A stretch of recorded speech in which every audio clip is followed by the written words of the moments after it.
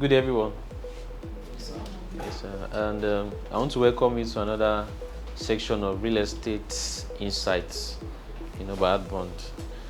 My name is Akin Shekeji, and today we'll be looking at creating a sustainable city. That's how we can create or develop a sustainable city where we can all live in. Are we together? Yes. All right. Thank you. So I'll just be asking us a few questions, and I want us to choose. So I would love if I have our attention. So I'll be showing us some pictures of some cities in the world, whether good or bad, and you just tell me which one you think it is out of the three options that you have. So this is the first one we have. So the first option is Sydney. Is this Sydney? Is this Singapore? Is this Abidjan? I want you guys' response, please. So this is actually Singapore. I'm driving somewhere, so just follow me. This is actually Singapore. Now, is this Moscow? Is this Accra? Is this Berlin?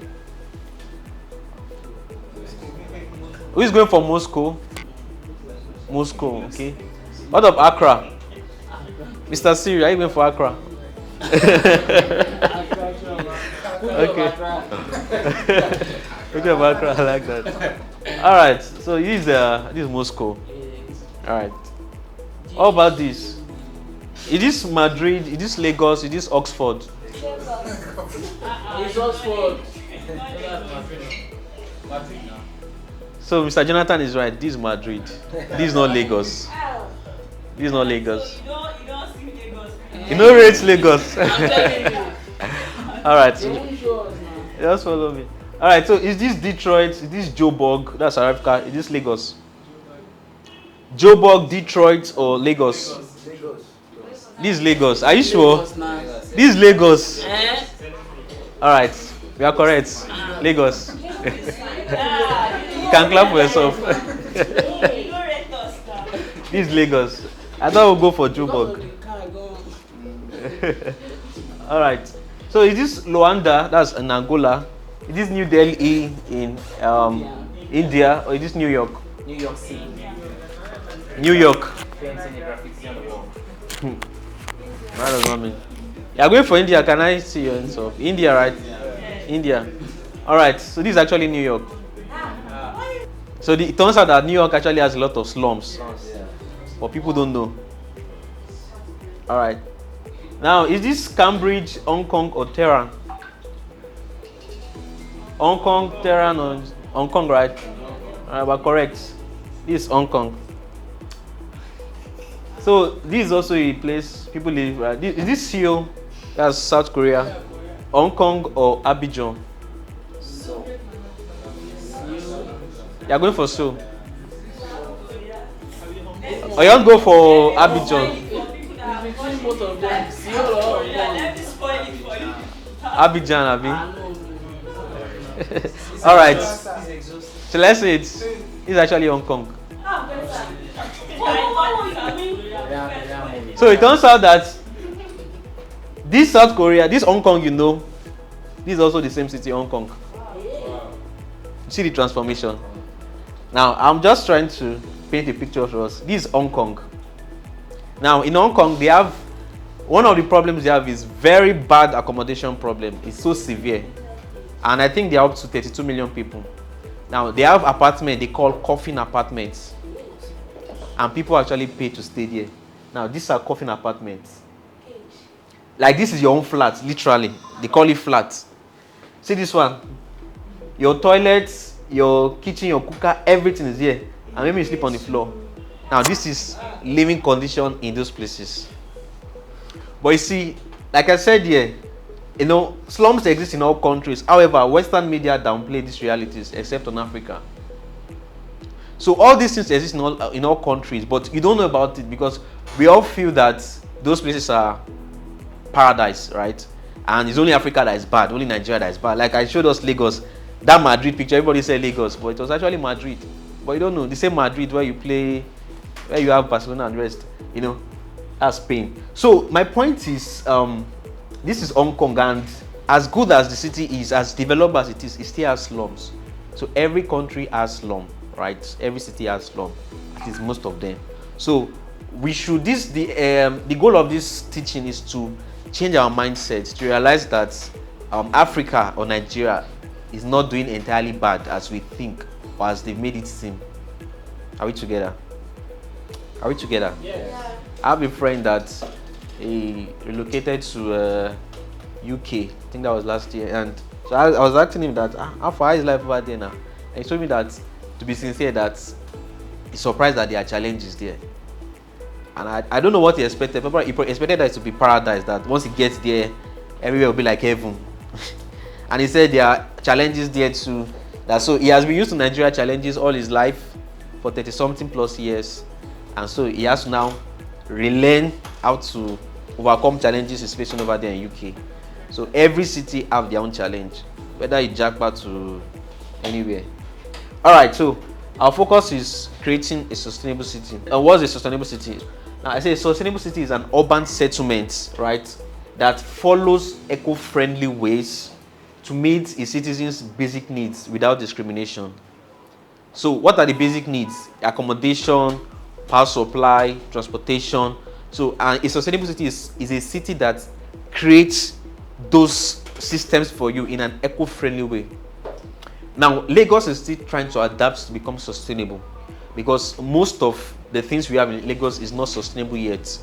So, for example, you want to get from Ojoelegba to, let's say, Bega, you have to up on Danfo.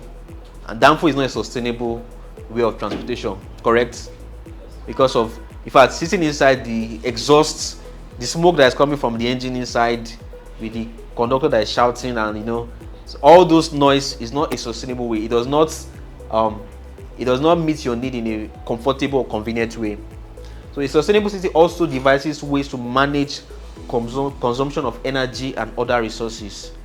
So meaning that if we have this particular resource, it is utilized in such a way that it does not finish on time, such that the future generation can also benefit from it. And also, a sustainable city always emphasizes on one major point, that's energy. The energy, the way you generate energy in that city, is it sustainable? Is it friendly? Eco-friendly means it is friendly to the earth, it is friendly to the human body too. That's what eco-friendly means. So that, for example, now if I want to power this building, right, I have to use a generator. Now that generator actually is harmful to the environment because of the exhaust. It's releasing carbon. It's also harmful to my body because as I'm inhaling it, it's coming to my body, it's coming to my head, to my blood, to my brain, and that's what reduces life expectancy. So you see them, they say the average lifespan of somebody living in Lagos is 45 years, based on their statistics, because of the way people, all those, our transportation system, our generator, it has cut short our life. Now, below are some of the most sustainable cities in the world, and now they accomplish such. I'll just touch a few on them, then I'll go to the main point for today. Now, this is Singapore. Now, this is for me, this is my dream. This is one of my dream cities. Like, I find this far better than the Western world. Far better than America, New York, and all those things, because this is one of the most sustainable cities on earth. The Prime Minister, that's Lee Kuan Yew, transformed Singapore. Singapore was very bad before. Singapore was like something like Pakistan as far back as in the 1950s or 1960s. It was the vision of the Prime Minister Lee Kuan Yew that transformed it to, and his son, because his son succeeded him, that transformed it to this place you see today. Now everybody wants to go to Singapore today. So Singapore grew from being a third world country to being a first world country in just like 50 years. And that's a major feat that even America didn't achieve. So now these are places in Singapore, right?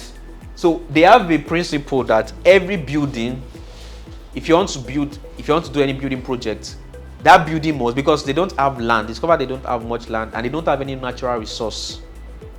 Just, Saudi Arabia has oil, so they don't have any natural resource. So what they did was they came up with incentives to bring investors into the country. Also, they made sure that any building, because they didn't have land, so anywhere you want to put a building, that building must give back 100% greenery or nature to the environment. Do you understand? It's because obviously if you want to create a building, let's say on a plot of land, 600 square meter, you have to clear the place and you put building with car park and all that. So the law by the urban planning ministry was that if you want to erect any building, whether office or residential, inside the buildings and on the rooftop, you must put 100% of nature. And they have, of course, policing officers that ensure that you meet the guidelines. So now these are some of the popular buildings they have there. So you can see in almost all their buildings, they have nature growing inside. I don't know how many of us love this. But trust me, living in a place like this is the life quality you are going to have will be far different from what you're experiencing now, because it's going to be something that is top notch, you know. So they have to devise ways to plant trees and put plantations inside the buildings, on it, and by the side and on top of it, you know. Now this is Copenhagen, and one of the best things that make them a sustainable city is their transportation network. So Denmark, Netherlands, because of their land space, they didn't have they always had a lot of traffic congestion, just like Lagos experiences, right? And so they came up with a way that the citizens would move with bicycles mostly rather than public transportation. So you say that there are more bicycles over there than there are people, you know. So everywhere you go, you see people riding bicycles, and it's more sustainable, it's more eco-friendly because you don't have to burn fuel. There's no releasing of carbon to the environment, right? And they also created electric bus. So if you want to use bus, you have to move with electric bus, you know. And the waterways, you have boats or barges that carry people, you know, and you can see everywhere there's plantation of greenery, just to make sure that the city is eco-friendly and sustainable.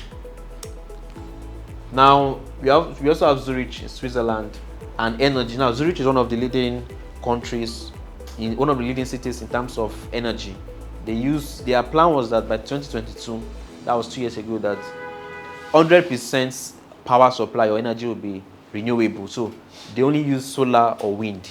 You know, they don't have anything that causes harm to the environment, like fossil fuels and all that. And also they also export all these things to other countries to help them also use renewable energy. And lastly, we have Finland. Now Finland, the advantage Finland has is that they've sorted accommodation issue very well. Hong Kong is one of the commercial capitals of the world because of they have all those high-rise towers and all that, but accommodation is very bad. In fact, they said the house you will buy here in Lagos for like $1 million, you buy it over there for $52 million. You know, so it's only the elite of the elites that can get good housing in Hong Kong. Now, but you see, a place like Finland, you know, they have very good accommodation. The government created a system such that they will eradicate, you know, homelessness. So they reduce the price of homes to something that almost anybody can afford, at least with a good salary. And also, the living condition in your house is good. So you know, there's something called mass housing. Mass housing means you just create houses just for people without really considering the kind of things they need, their basic needs. So you can create them in cramped quarters. That's what mass housing produce. But they didn't just create housing like that. They made sure that the house designs were very good and convenient for the people to stay in, and also affordable. Now, so I would show us the basic points that we need to create a sustainable city. Housing is part of it, you know, good housing, urban infrastructure. Now, what about Nigeria? So I've shown us Finland, Zurich, you know, Singapore and the rest. But what about Nigeria? Do we think Nigeria has hope to become a sustainable city? You know, now what you're looking at now is Lagos Future City Model Plan. So the government obviously they've created a plan, 2052 plan. I think they call it LSPD, something like that. That by 2052, Lagos State would be Africa's model megacity and global economic hub that is safe, secure, functional, and productive. Now, so they plan to achieve this using 4 pillars. 4 pillars. First one is thriving economy, making it an human-centric city, modern infrastructure, and effective governance. So thriving economy means that they want Lagos to produce. So they are going to be, we'll focus on the shipping aspect. Lagos is a port city, obviously. So, those things, it will give us leverage in terms of commercial capacity. We're going to produce too. They also focus on art and entertainment because that's one thing we have. It was Sonwolu that came up with this, if I'm not mistaken.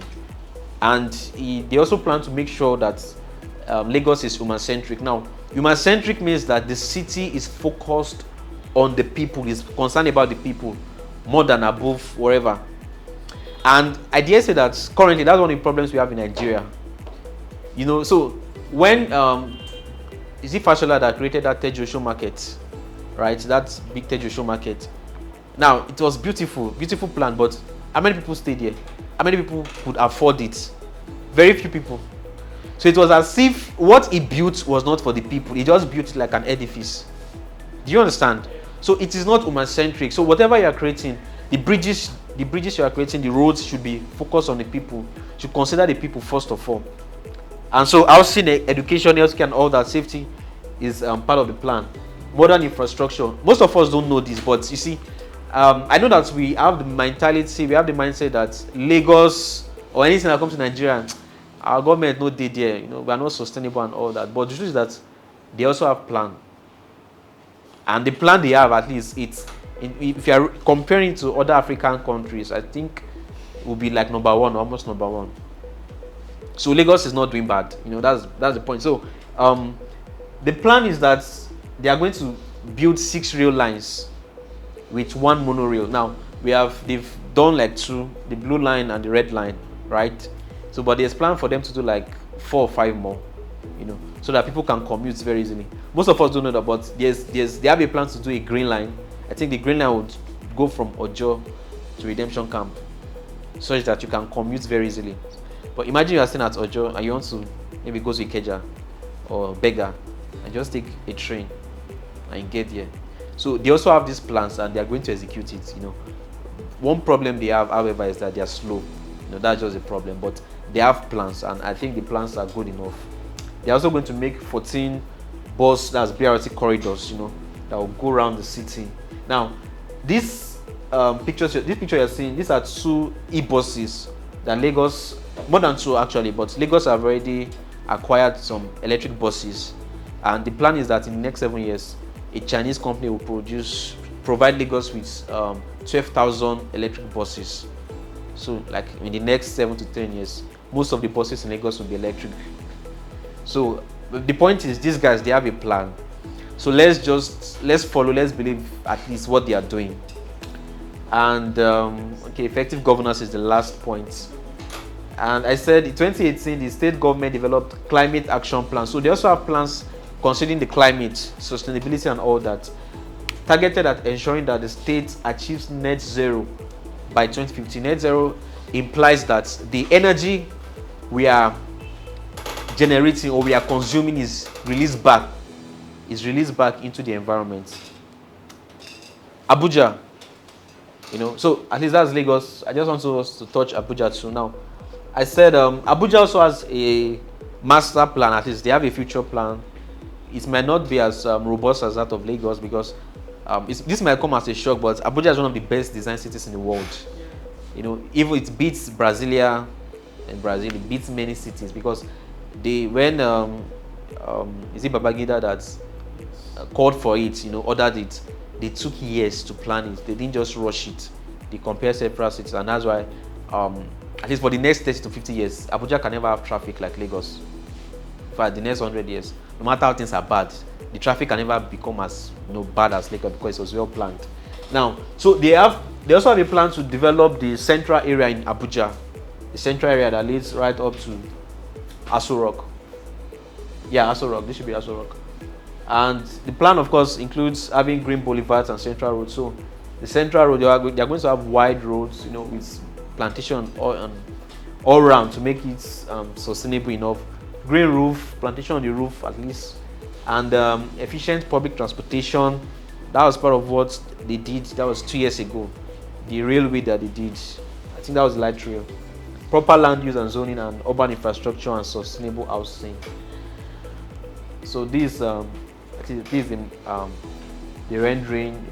I think these are the this is the current city, Abuja and all that, and this is the place they plan to overhaul as the central area in Abuja. Now this is our main focus for today. Before we round up, I said, how do we turn slums to sustainable cities? You know, and the teaching.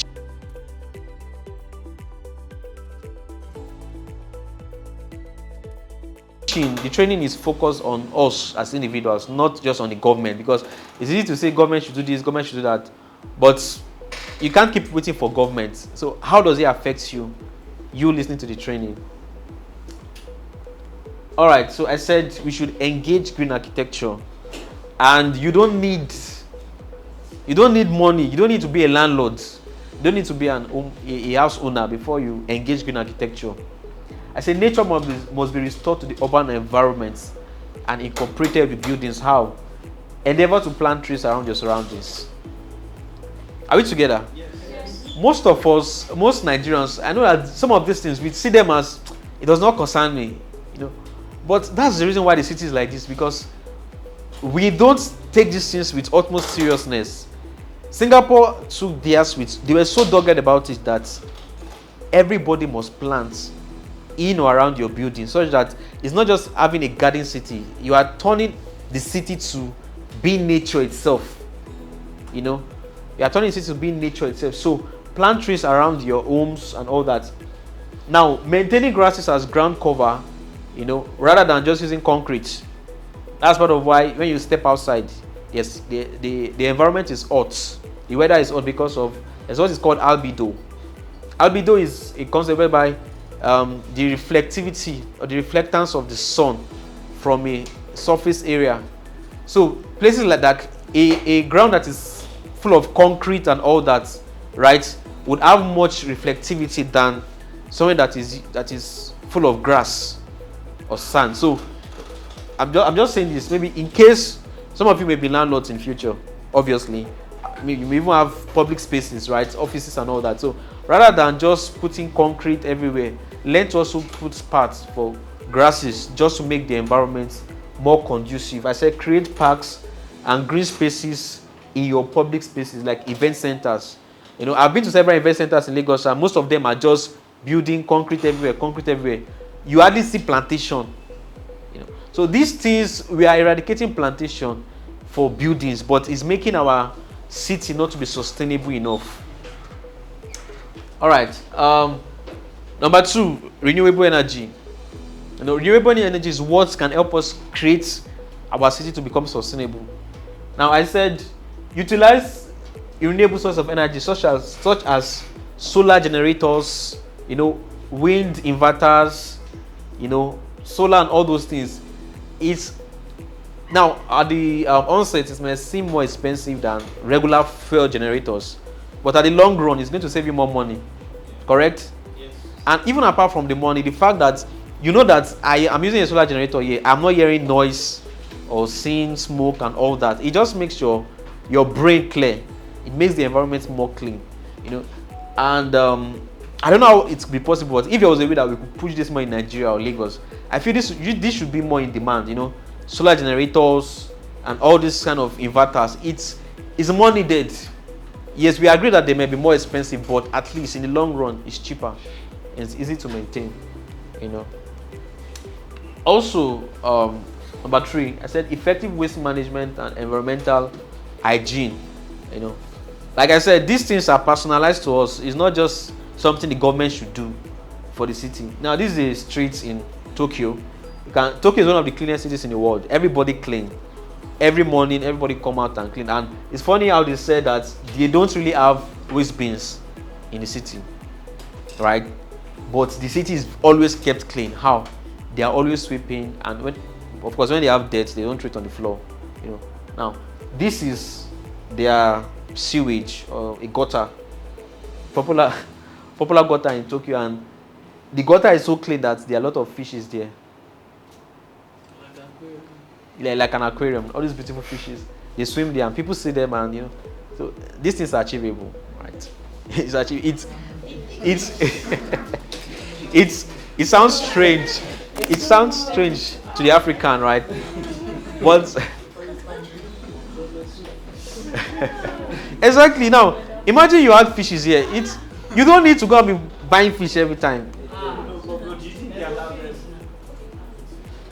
Obviously the fish will be reproducing, definitely. So it's not as if one person just pack everything one night. One night. But the point is, at least make your sewage or your sewer, make it clean enough that fish can come and live there. Not just opolo. Not just toad. I'll be staying there every time. Right? So how many of us can say that if I have a house, my gutter can be this clean? So the thing is, most Africans or Nigerians, we always focus on the government. But focus on yourself. If you kept your own place clean like this, if I kept my own place, this is how the city will be. Eventually, this is how the streets will be. So it's not something you should expect lawman to do only. Sometimes I see lawman guys and I just pity them when they are cleaning the road, because as they are cleaning, you see one ignorant person just throwing things on the floor. So you don't blame them. They are doing their job, they are trying, but they can't do everything. It boils down to you and me. Some of us, as old as we are, we still throw dirt on the floor and we say it's the government. So these little things are what makes your city sustainable. You don't need, it's not until you have 100 billion budgets before your city can be sustainable.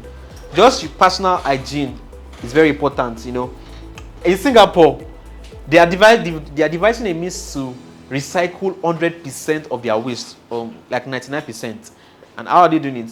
So first of all, when they get their, the waste, they have incinerators that will compress, incinerate it to like 10%, from 100% to 10%, and that 10% it becomes like ash. So they store it inside concrete containers in the sea. So they are currently running tests so that those ash can be used to make concrete, cement, so that nothing is wasted. And trust me, in a matter of a few years, they will invent it.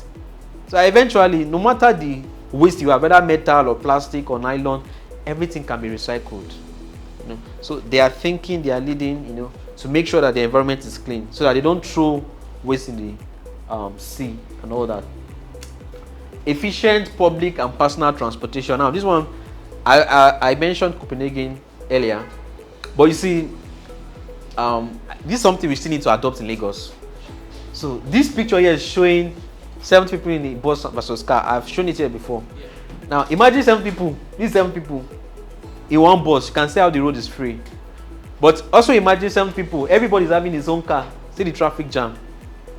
Now this is where our problem lies in Lagos, because everybody wants to have car as an environmentalist. I would ensure that what I will ban is all those private Okada, all those malam that are riding Okada. And I'm not going to ban all those go-karter, all those OP guys that were riding like a few years back. What I will do is I will say, if you want to be a bike rider, you have to register with a certified company that will follow guidelines. Now, I will also create bike lanes on our major roads, because see, Lagos is very congested and the buses we have can't cover everybody, and people need to get to their destination fast. So what I'll do is I'll create bike lanes on major routes, and I will allow that, okay, if you want to ride bike, you have to register with the company, so that it will only be these companies that are applying those bikeways. So the riders are well trained. They are not riding anyhow. Do you understand? Yeah. So the city is orderly, the city is well maintained, and then people can still get to their destination fast. That alone will discourage people from using cars.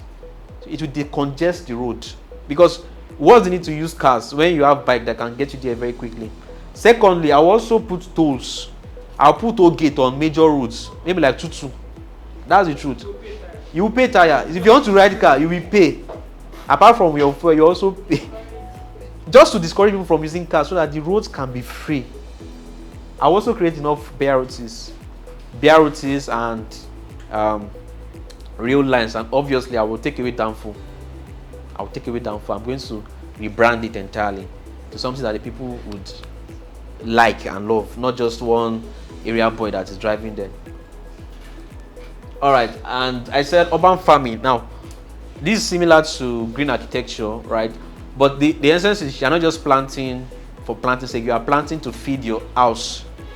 Somebody said, I saw a farmer, I know several farmers, and they've told me that if they see a space as small as this, like if they are living in this, a space as small as this, and this is all they have, they say they can still plant something on this table. So most of us, we have the idea that for me to plant or own a farm, I have to have one plot of land and all that, which is not bad. But at least for yourself and for your household, you can do something on your rooftop, on your balcony. Just plant something. It can be maize. My primary school, that was one advantage we had in my primary school. Everybody learned how to plant. Every student had a farm bed, and you go and plant beans. Who used to plant beans? Who used to plant maize every term. So at the end of the term, at least I think 3 months would have passed, so we'll go and harvest those things. And we take it home, and our parents will be happy. And if we didn't see it as a big deal, because our mindset was this is how everybody is doing it. Imagine children of 6, 7 years old knowing how to plant, how to do agriculture very well. So that was how we were brought up, But along the line, so that most schools, they don't have those things. So you must learn how to plant, at least just something small for your household, And you can utilize several means of farming. Yes, aquaponics or hydroponics, whereby you plant in water, or you plant using. There are people that plant in this sack. You can plant in sack. You can plant on your rooftop. Just ensure that you plant. Just like Singapore. So urban farming, because one problem that most urban centers or cities have is that they eradicate farmland. They just put houses and offices and all that and banks. But there's no farmland, so the place eventually becomes, you have to start importing food from very far locations. That's why the price of things have gone up, because the things you are buying in Lagos are not coming from Lagos, they're coming from the north, most of them, right?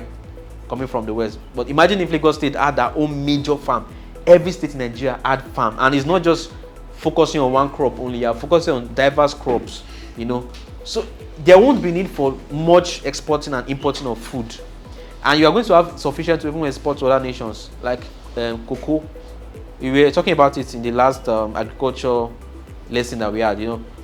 We are the only ones producing cocoa. That's West Africa, at least. Mostly West Africa that produce cocoa, but most of us, we just export it.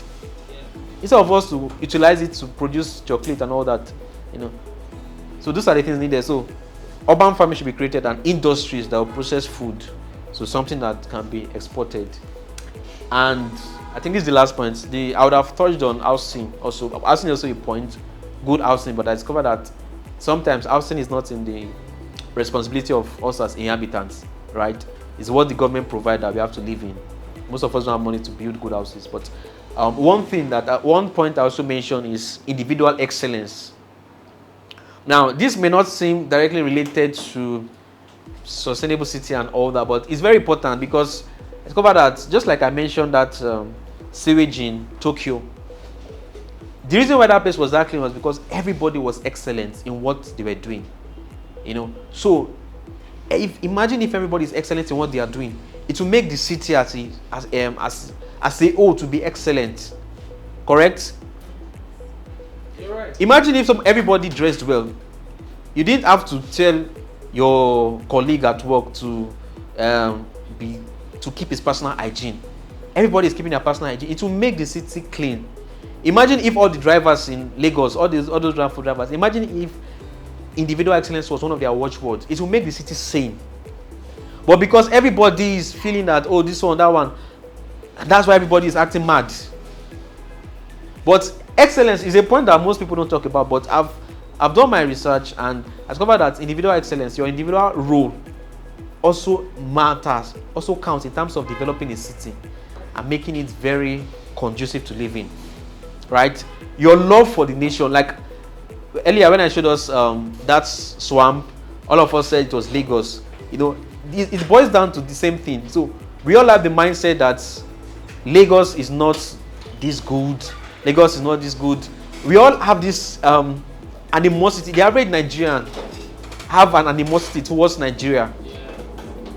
The average Lagosian have animosity towards Lagos. That should not deter us in terms of playing our parts For example, you are in traffic, and this is where individual excellence comes in. You are in traffic, and then you are passing one way, and you go and cause traffic on that second lane. Now, the essence of that is that you have traffic on your own lane, and you have also caused traffic on the other lane, so nobody can move. And so you guys will remain here for the next 3-4 hours. That's the major problem of Lagos traffic. Everybody wants to take the other lane. So people on this lane are passing this lane, and people on this lane are passing the other lane because we believe that the other lane is free. Individual excellence. Traffic light. You can't wait for traffic light. These things, they seem very trivial, but trust me, they are the reasons why countries fail. I would have shown us a video of Kenya. I think it was Kenya. And the entire city, no traffic light. Imagine an expressway. In fact, Lagos has not been as worse as that. Everybody was running. Every car was moving. Nobody was stopping. And it was just a lot of chaos. My surprise was that nobody had accidents. But most Africans are so used to that kind of lifestyle of doing things very disorderly. So trust me, these points count a lot. We should learn to do things orderly, learn to do things creatively. You see the difference in the city. Are we together?